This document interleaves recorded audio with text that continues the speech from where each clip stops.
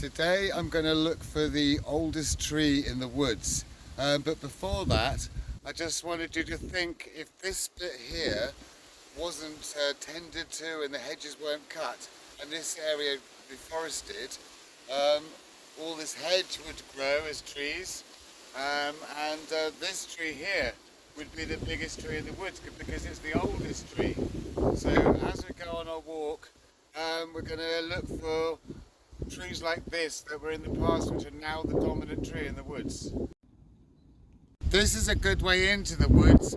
Here you've got two banks with hedges on which have been left and they've grown into trees, and you've got a very thin little strip of woodland between these two banks. As soon as I get into the woods it feels noticeably warmer because the trees shelter from all that cold wind, and the woods are always a little bit warmer. They always shelter from the most extremes of temperature.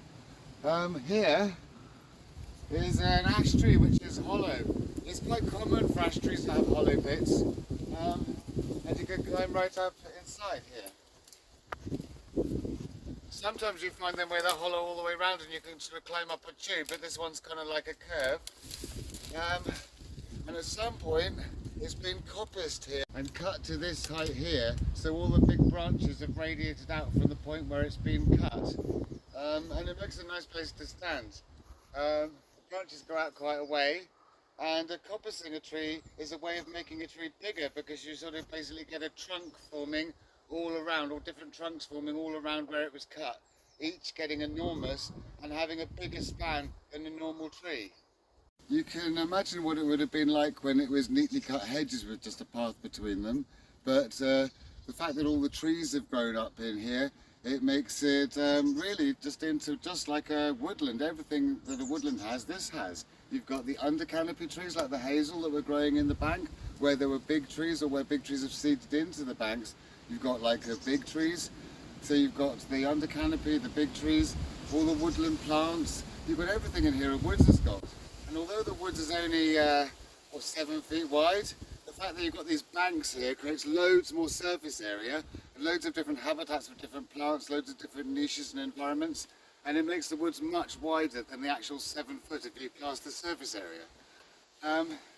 Where those hazel trees have grown over like this, it's yeah, just like having a hazel tree in the woods, loads of branches and things. And hazel trees are pretty strong, really.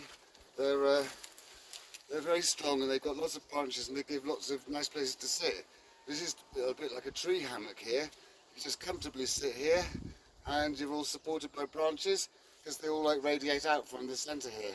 Hazel trees are always really good to have places to sit in. And the branches are reasonably strong. There's loads of ferns and loads of other woodland plants. Here at the higher part of the woods, you can sort of see it looks very established. It's got a canopy, it's a woodland, but if you look closely at the tree trunks, they're not very big. These trees aren't very old. And if you look over here at the hedge on the outside, you can see the trees are older here, the trunks are bigger. And if you look over here, you can see the remains of a hedge and a bank going down here. So this would have been a hedge here, and in here would have been another field. This field is still reforesting. It's probably been abandoned for less time. And you can see how uncut the shrub trees in the hedge are growing out along, and in places they root into the ground and grow.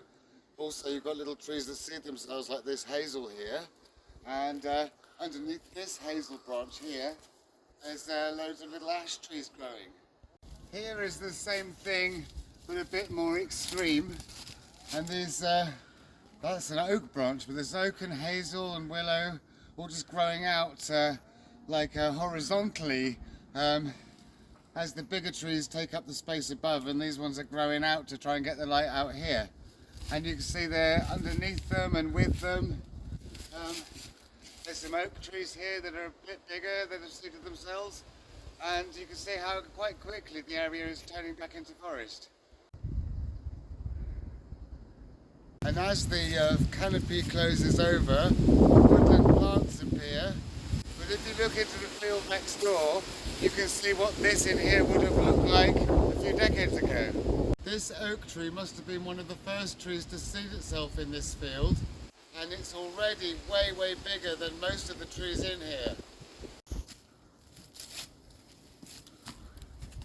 There are lots of celandines here. They usually like areas that are a bit damper, not boggy, but just a bit damper.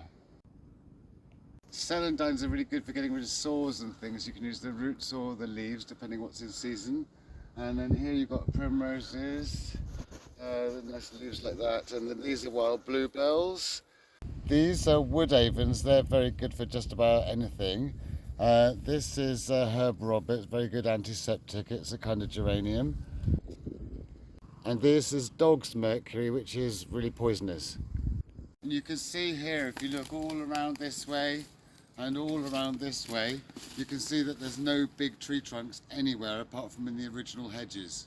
Instead, you can see a big tangle of young trees and shrub trees all sort of growing together in a sort of big thicket. Under canopy trees and shrubs do bud earlier generally.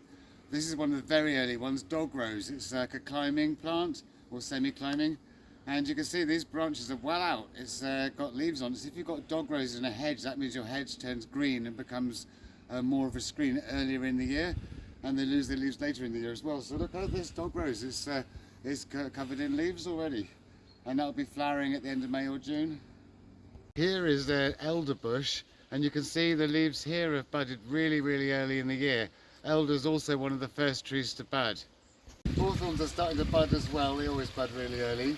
But look at this, this is another hollow ash tree, and there's a stream and a little waterfall going through the actual ash tree. There's not much water in it today, but you can still see it's just coming from the other side of the tree, and it just pours under the tree, and it's quite amazing really.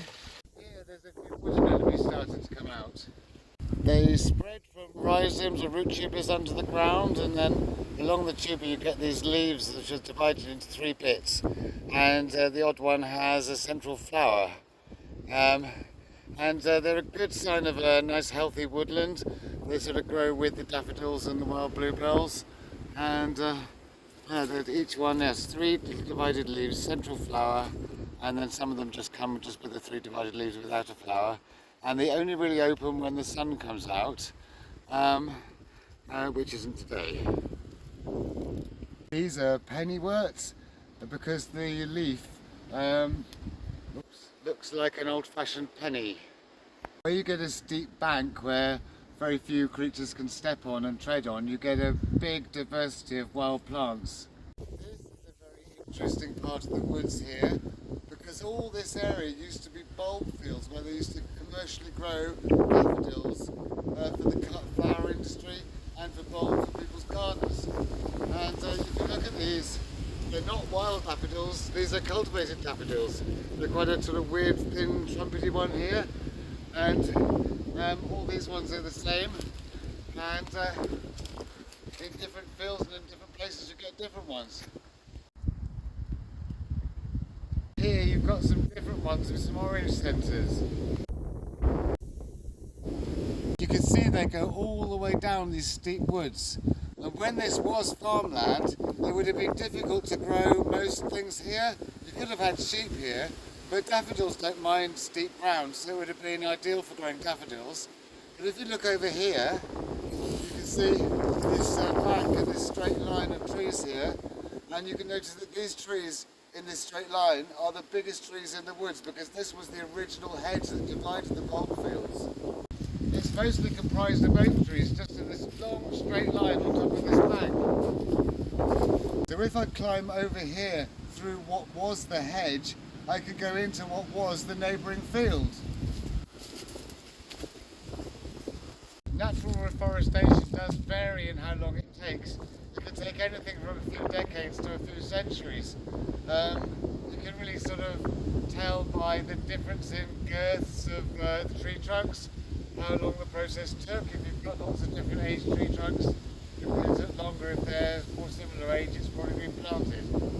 Where you get a lot of rainfall and a humid atmosphere, and you get all this moss growing up the trees, it provides a habitat for many different plants to grow, like these ferns. Here, there's actually a little herb Robert plant growing just in the tree here. Sometimes you can get primroses growing in the trees as well as other plants. Moss grows all the way up the tree. And here, there's on a dead branch, there's some interesting fungus. I don't know what they are, but if you just come around this side a little bit, you can see they're sort of round, quite squishy fungus, and they're growing on the dead wood here. So if you know what they are, let me know in the comments, because I've got no idea.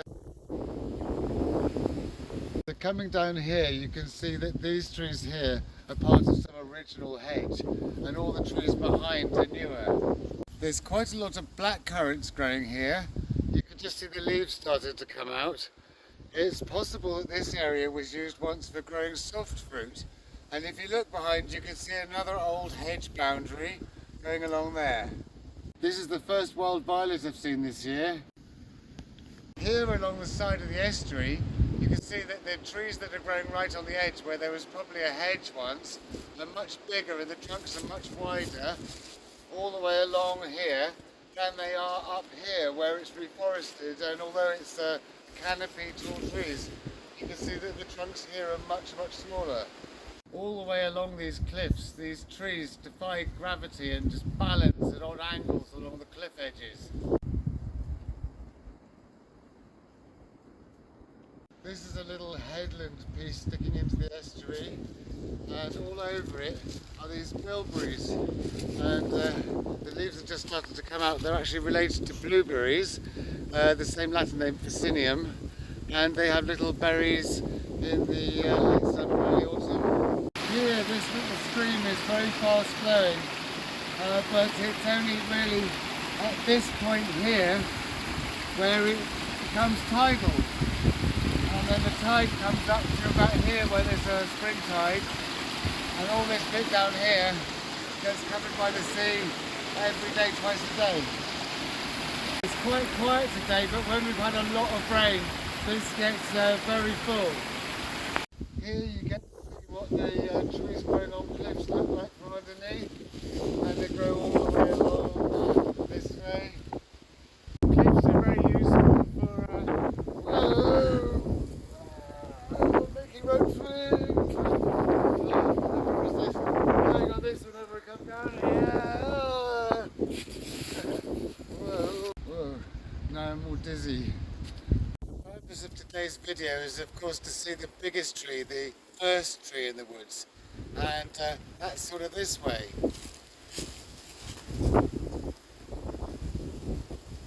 This part of the path is the most precarious.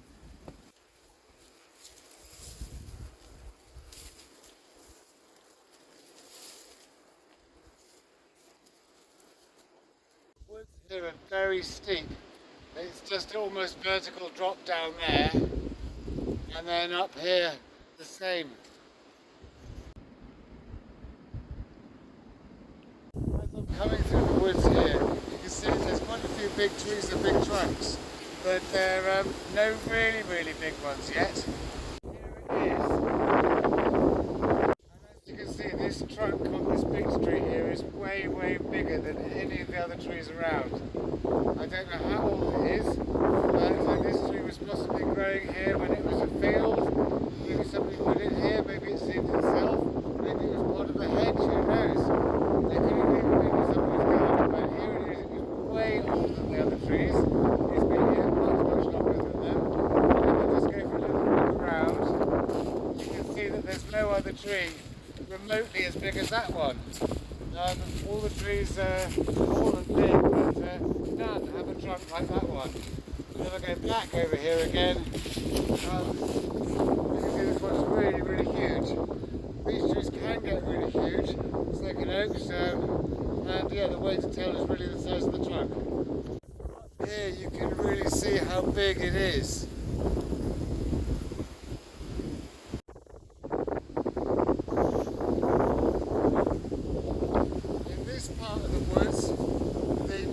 Are all about the same size. So if you look around here, see the tree trunks are all about the same size. and I would think therefore that either this bit was planted or the reforestation happened here really, really quickly. Wild garlic is very common in woodlands at this time of year. It covers the forest floor, and it has leaves like this, which are kind of a bit silvery on the back, quite smooth. And you can eat the leaves, you can cook with them, and when they start to flower, then you can eat the flowers, you can then fry the seed pods, and all year round you can eat the bulbs. So it's food all year round, wild garlic. Loads of primroses everywhere, all along the banks and all over the woods. Just loads of them.